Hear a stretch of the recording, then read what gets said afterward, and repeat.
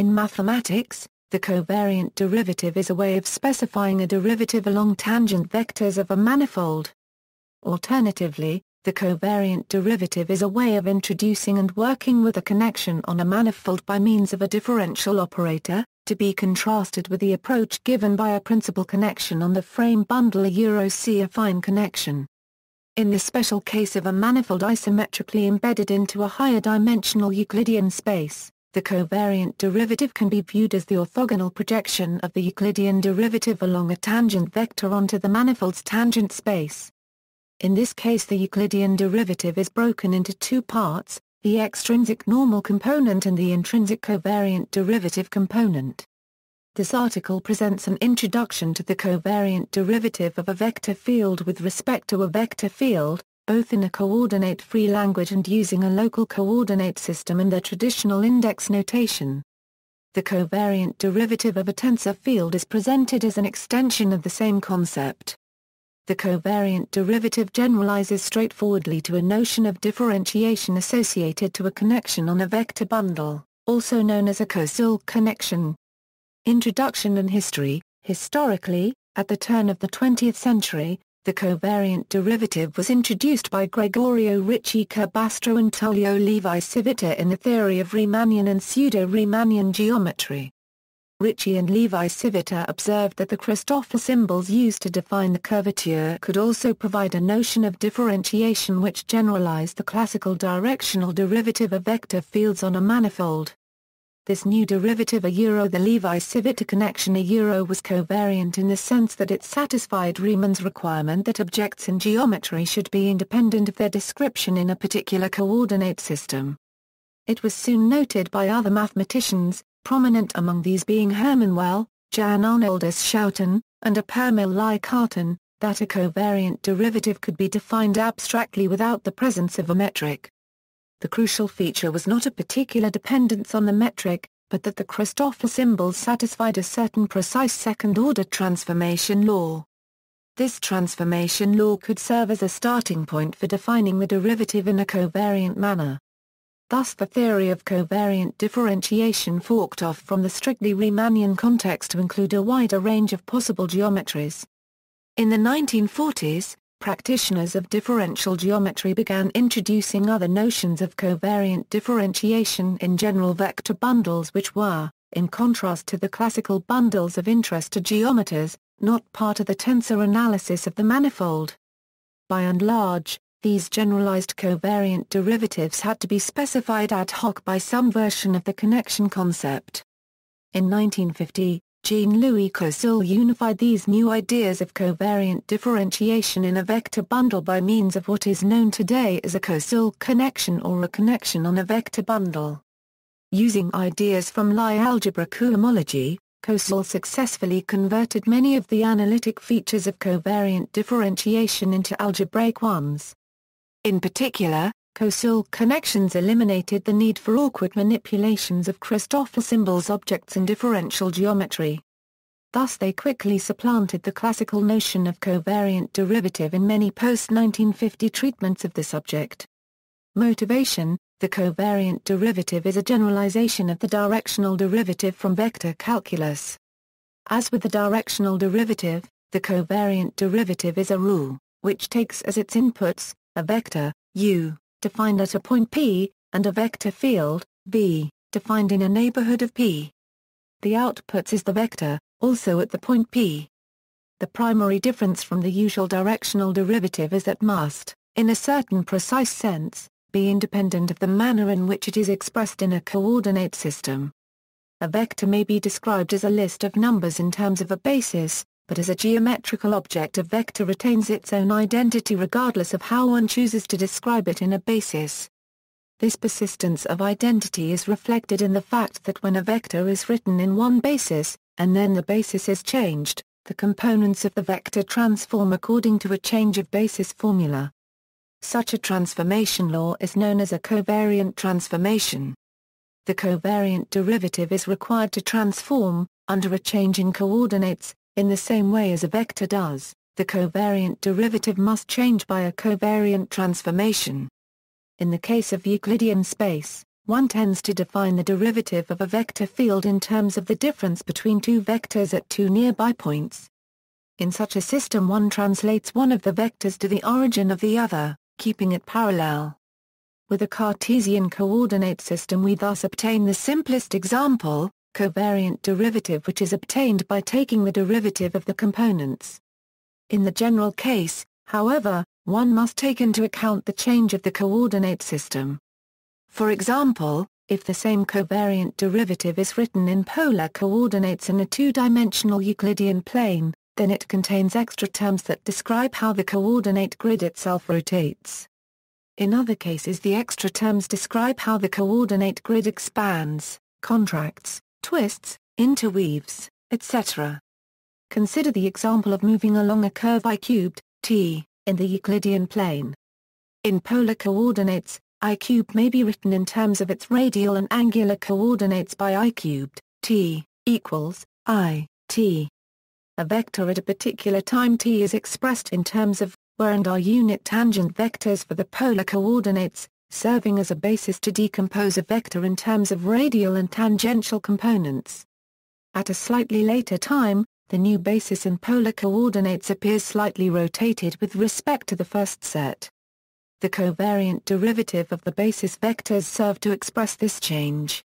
In a curved space, such as the surface of the Earth, the translation is not well defined, and its analog, parallel transport, depends on the path along which the vector is translated. A vector E on a globe on the equator and Q is directed to the north. Suppose we parallel transport the vector first along the equator until P and then drag it along a meridian to the pole N and subsequently transport it along another meridian back to Q. Then we notice that the parallel transported vector along a closed circuit does not return as the same vector. Instead, it has another orientation. This would not happen in Euclidean space and is caused by the curvature of the surface of the globe. The same effect can be noticed if we drag the vector along an infinitesimally small closed surface subsequently along two directions and then back.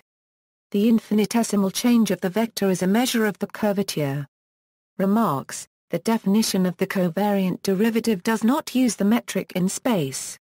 However, for each metric there is a unique torsion-free covariant derivative called the Levi-Civita connection, such that the covariant derivative of the metric is zero.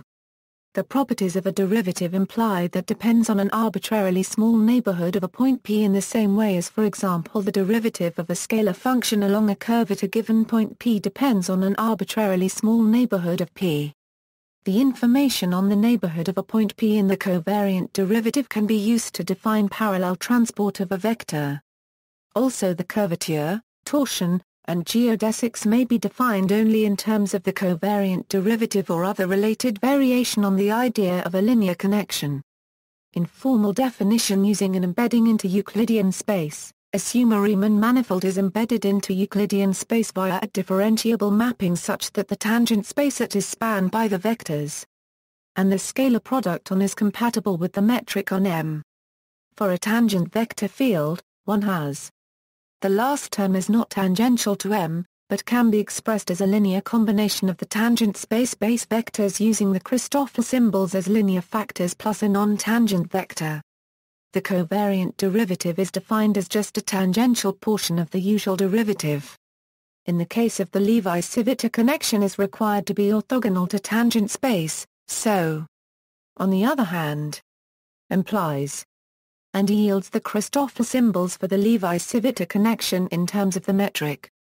Formal definition: a covariant derivative is a connection on the tangent bundle and other tensor bundles. Thus it has a certain behavior on functions, on vector fields, on the duals of vector fields, and most generally of all, on arbitrary tensor fields. Functions: given a function, the covariant derivative coincides with the normal differentiation of a real function in the direction of the vector v, usually denoted by and by. Vector fields: a covariant derivative of a vector field in the direction of the vector denoted as a new vector field defined by the following properties, is algebraically linear and so, is additive and so, obeys the product rule, that is, where is defined above.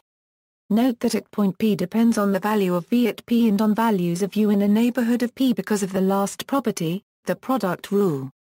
Covector fields. Given a field of covectors, its covariant derivative can be defined using the following identity, which is satisfied for all vector fields U. The covariant derivative of a covector field along a vector field V is again a covector field. Tensor fields. Once the covariant derivative is defined for fields of vectors and covectors, it can be defined for arbitrary tensor fields using the following identities where and are any two tensors. And if and are tensor fields of the same tensor bundle, then the covariant derivative of a tensor field along a vector field V is again a tensor field of the same type. Explicitly, let T be a tensor field of type. Consider T to be a differentiable multilinear map of smooth sections I plus or minus 1, I plus or minus 2, I plus or minus q of the cotangent bundle Tm, and of sections x1, x2, xp of the tangent bundle Tm, written T, I plus or minus 1, I plus or minus 2, x1, x2, into R. The covariant derivative of T along Y is given by the formula. Coordinate description. Given coordinate functions, any tangent vector can be described by its components in the basis. The covariant derivative of a basis vector along a basis vector is again a vector and so can be expressed as a linear combination. To specify the covariant derivative, it is enough to specify the covariant derivative of each basis vector field along. The coefficients are called Christoffel symbols. Then, using the rules and the definition, we find that for general vector fields and we get.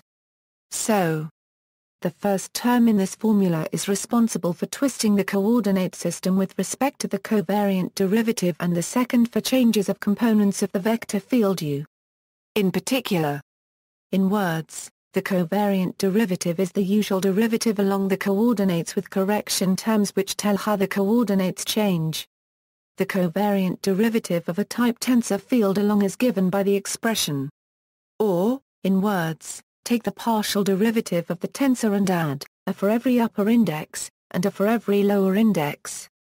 If instead of a tensor, one is trying to differentiate a tensor density, then you also add a term. If it is a tensor density of weight W, then multiply that term by W.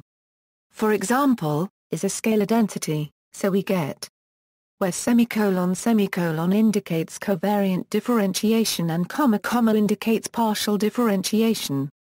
Incidentally, this particular expression is equal to 0, because the covariant derivative of a function solely of the metric is always 0. Examples: for a scalar field, covariant differentiation is simply partial differentiation. For a contravariant vector field, we have. For a covariant vector field, we have. For a type tensor field, we have. For a type tensor field, we have. For a type tensor field, we have. The notation above is meant in the sense. One must always remember that covariant derivatives do not commute, that is. It is actually easy to show that. Where is the Riemann tensor? Similarly. And. The latter can be shown by taking that.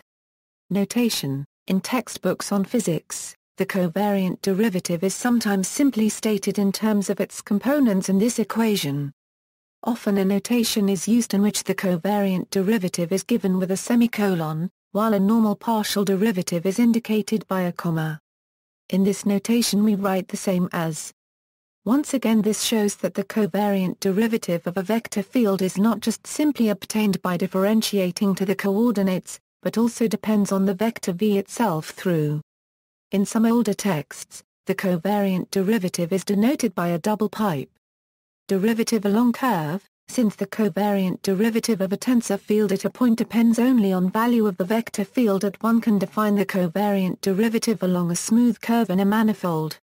Note that the tensor field only needs to be defined on the curve for this definition to make sense. In particular, is a vector field along the curve itself. If vanishes, then the curve is called a geodesic of the covariant derivative. If the covariant derivative is the Levi-Civita connection of a certain metric, then the geodesics for the connection are precisely the geodesics of the metric that are parametrized by arc length. The derivative along a curve is also used to define the parallel transport along the curve. Sometimes the covariant derivative along a curve is called absolute or intrinsic derivative. Relation to Lie derivative. A covariant derivative introduces an extra geometric structure on a manifold which allows vectors in neighboring tangent spaces to be compared. This extra structure is necessary because there is no canonical way to compare vectors from different vector spaces, as is necessary for this generalization of the directional derivative.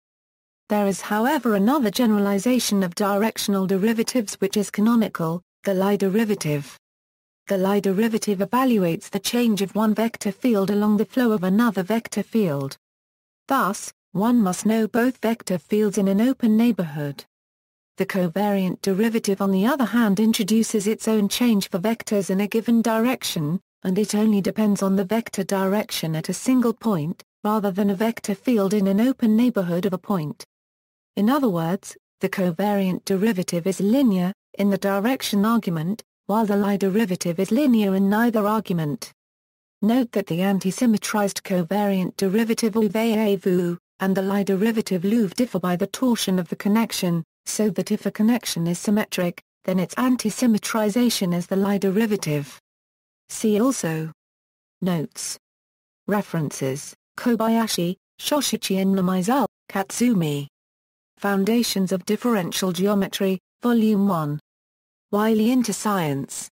ISBN A0-471-15733-3 IKH. Sabitov, Covariant Differentiation, in Haswinkel, Mikhail, Encyclopedia of Mathematics, Springer, ISBN A978-1-55608-010-4, Sternberg, Shlomo. Lectures on Differential Geometry. Prentice Haller, Spivak, Michael. A Comprehensive Introduction to Differential Geometry. Publish or Perish, Incorporated A.